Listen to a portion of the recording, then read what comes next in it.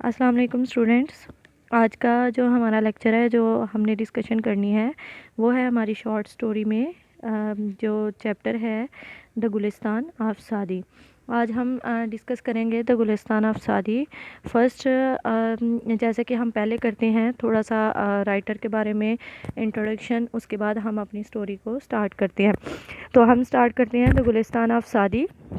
The Gulistan of सादी की आज हम इंट्रोडक्शन करेंगे और उसके साथ उसकी ट्रांसलेशन करेंगे। इसमें हम गुलिस्तान ऑफ सादी में सबसे पहले हम राइटर का इंट्रोडक्शन पढ़ते हैं। शेख सादी जो है गुलिस्तान ऑफ सादी, वो शेख सादी ने ही जो है उनकी हकायात पर लिखा गया है। शेख सादी कौन थे? ही वाज बॉर्न 1210, यानी कि ये 1210 में पैदा हुए, एंड डाइड 1291, और 1291 में इनकी डेथ हो गई। लेकिन क्योंकि इनकी डेथ की डेट में कन्फ्यूजन है, तो ये 1291 या 1292 दोनों में से एक डेट है जब ये इनकी डेथ हुई थी। तो गुलिस्तान ऑफ सादी अगर हम देखें, a famous Persian poet and pros writer, यानी कि एक बहुत ही मशहूर ईरानी पोइट और प्रोज राइटर था। यानी कि ये प्रोज राइटर उसे कहते हैं जो किस्से कहानियाँ वगैरह लिखते हैं। तो ईरानी पोइट था और प्रोज राइटर था। His sobriquet is master of speech. Sobriquet बच्चे कहते हैं निक नेम को, यानी कि जैसे निक नेम रखा जाता है, तो सब्रिक्यूट कहते हैं निक नेम को मास्टर ऑफ स्पीच, यानी कि इन्हें मास्टर ऑफ स्पीच भी बोला जाता था। इनका जो निक नेम था, जो इनको निक नेम से बुलाते थे, वो था master of speech. Each word of सादी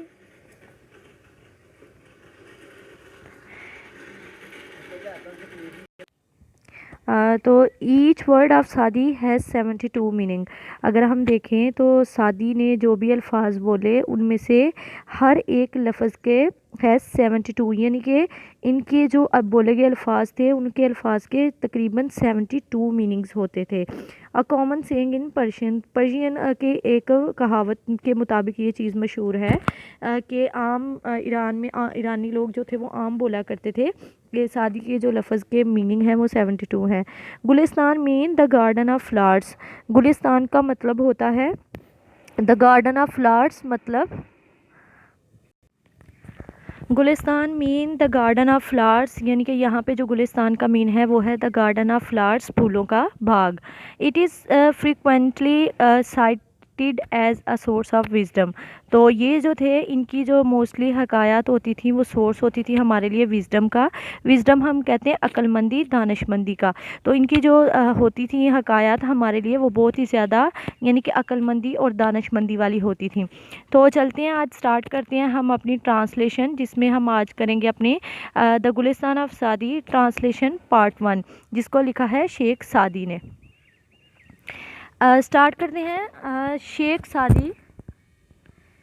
सादी was a great story teller. Sheikh Saadi एक अजीम दास्तान गो थे। He speaks to all nation and is perpetually modern.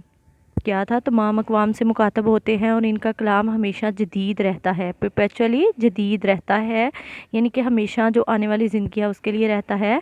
Said Emerson ने कहा, he thought of the Gulistan as one of the Bible of the world.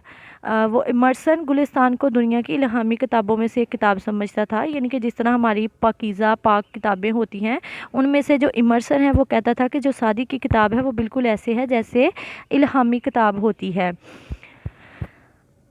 He thought of Gulistan as one of the Bible of the world, for the found in it the universality of the moral law। इसलिए कि इसे इसमें इखलाकी कानून की आलमगीरियत नज़र आई। The Gulistan translated in Latin and English became love for the people. लतीनी और अंग्रेज़ी ज़बान में तर्जमा शुदा गुलिस्तान ने लोगों की बहुत मोहब्बत पाई। The Gulistan translated in Latin English, and it is interesting to note that English scholars use Sadi translated parables in their divine book till it was discovered to be an English translation of a Latin version of Persian original। इस बात पर गौर करना दिलचस्प है कि अंग्रेज़ उलमा ने सादी के तर्जमाशुदा किस्से अपनी इल्हामी किताबों में इस्तेमाल किए, जबकि ये बात दरियाफ्त हुई कि ये अंग्रेज़ी मतन का लतीनी तर्जमा है जो कि असल फ़ारसी किताब का माखुज़ है। यानी कि ये फ़ारसी किताब का माखुज़ था, जो कि इसको इल्हामी किताबों में जो इंग्लिश के स्कॉलर थे वो ये समझते थे कि ये बिल्कुल एक इल्हामी किताब है। एडवर्ड आर्नल्ड, आगे ये एक दूसरे पर्सन का जिक्र किया है। जो एडवर्ड आर्नल्ड था वो क्या कहता था? Edward Arnold has aptly describe Gulistan is culinary term as an intellectual pilaf, a literary curry, a kebab of a versatile genius। तो वो क्या सोचते थे? एडवर्ड आर्नल्ड के गुलिस्तान के बारे में बजा तौर पर खानादारी की इस्तिलाह में कहा जा जैसे ये एक ज़हीन आदमी का पुलाव हो, एक अदबी सालन और एक हिमाजहत शख्स कहते हैं बहुत ही अक्लमंद और दानिशमंद जो इंसान होता है, सोच का कबाब हो। ये बात यकीनी है। The readers are sure to enjoy these parables कहते हैं बच्चे किस्से कहानियाँ, एज फूड फॉर थाट। ये बात यकीनी है कि कारीन इन हकायतों को अपनी सोच की ग़िज़ा समझकर लुत्फ़ उठाएंगे। वो अब चलते हैं कि शेख सादी की हकायत में से एक हकायत है, once a king and a Persian slave were sailing in the same boat. एक दफ़ा एक बादशाह और एक ईरानी गुलाम एक ही कश्ती में सफ़र कर रहे थे। The slave had never been a sea and never experienced any calamity. गुलाम ने ना तो कभी समंदर का सफ़र किया था और ना ही इसे किसी मुसीबत का तजुर्बा था। After some time the boat was hit by a storm. कुछ ही देर के बाद जो कश्ती थी वो एक तूफ़ान से टकराई, उसका तूफ़ान से सामना हुआ। एंड स्टार्टेड टॉसिंग, और हिचकोले खानी शुरू हो गई। It was very inconvenient for the passengers. मुसाफिरों के लिए ये बहुत परेशानी की बात थी। पैसेंजर्स कहते हैं मुसाफिर। The others tries to pacify him by kindness and affection but he didn't hear anybody. जिसने सब चुप रहे सिवाय गुलाम के, जिसने डूबने के डर से चिल्लाना और कांपना शुरू कर दिया और दूसरों के लिए परेशानी पैदा की।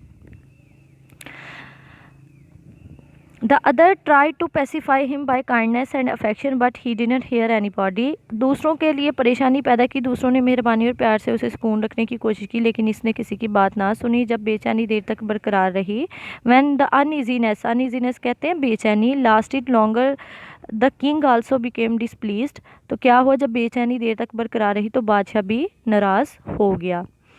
उसके बाद नेक्स्ट चलते हैं। इन दैट बोट, उसी कश्ती में, there happen to be a sergeant who said with your permission may I quieten him.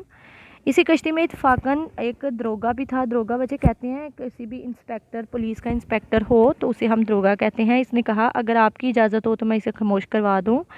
It will be a great favour the king said. ये तो बड़ा एहसान होगा, बादशाह ने कहा। The sergeant ordered the slave to be thrown into the water. क्या बादशाह ने कहा? दरोगा ने हुक्म दिया कि गुलाम को पानी में फेंका जाए ताकि वो ज़िंदगी के हकीकी खतरे का तजुर्बा कर सके।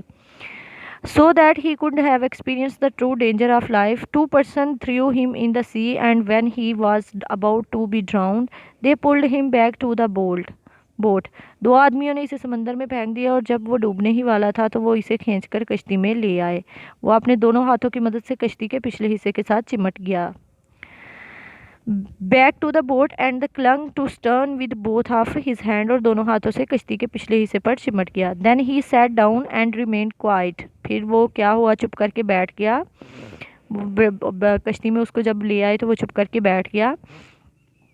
This appeared strange to the king who could not comprehend the wisdom in the action taken by the sergeant and asked for it. The sergeant replied. फिर वो नीचे बैठ गया और खामोश रहा। बादशाह को ये बात अजीब लगी जो दरोगा के उठाए गए कदम में छुपी हिकमत को ना समझ सका और इसके बारे में पूछा। फौजी अहदेदार ने जवाब दिया। तो स्टूडेंट नेक्स्ट हम पढ़ेंगे कल के लेक्चर में हम अपनी ट्रांसलेशन का पार्ट 2 करेंगे। होप सो आज की ट्रांसलेशन आपको क्लियर है। आपने इसको ट्रांसलेशन को खुद एक दफ़ा ज़रूर रीड आउट करना है ताकि आपको समझ आ जाए।